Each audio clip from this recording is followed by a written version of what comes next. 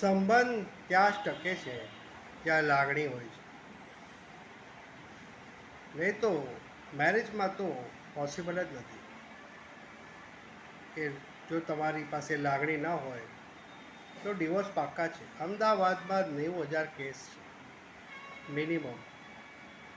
વિચાર કરો પૂરા ભારતમાં કેટલા હશે. તો કહેવાનો મતલબ એમ કે લાગણી હોવી જરૂરી છે. પછી તમે ગરીબ હો તો પણ તમારી સાથે જીવન સાથે ટકશે.